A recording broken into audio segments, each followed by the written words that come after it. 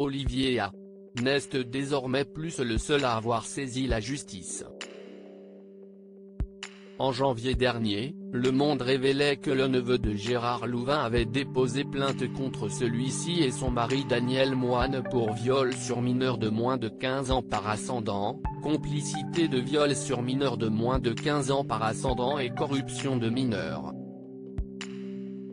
Des accusations que le couple a niées en bloc, dénonçant des calomnies, fruit d'un ignoble chantage portant sur la somme extravagante de 750 000 €. Toutefois, malgré cet argument et la défense de leurs avocats, Gérard Louvain et Daniel Moine sont aujourd'hui visés par 4 nouvelles plaintes. Le Monde révèle en effet que de nouvelles plaintes ont été déposées à l'encontre du couple, pour des faits désormais prescrits.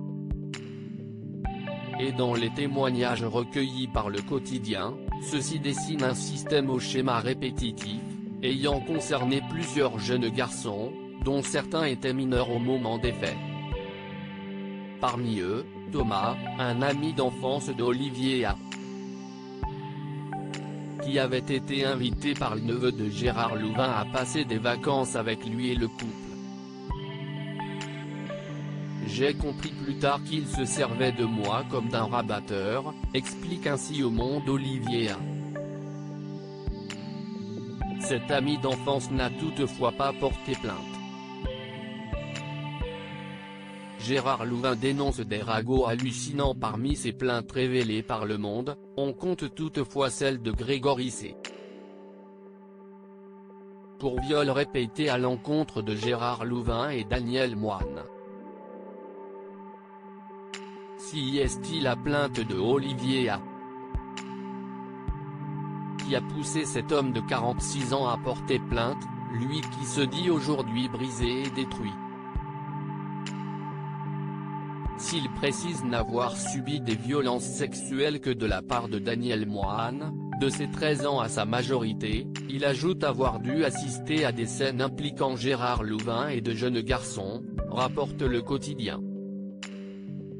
Lorsqu'il est présenté au couple à l'âge de 13 ans, Grégory se définit comme la victime parfaite, après avoir perdu son père.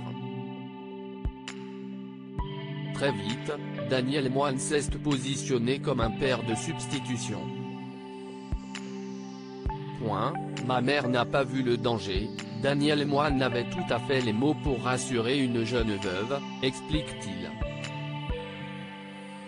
Des récits démentis par les avocats des 2 producteurs auprès du Monde, qui déplorent une cabale.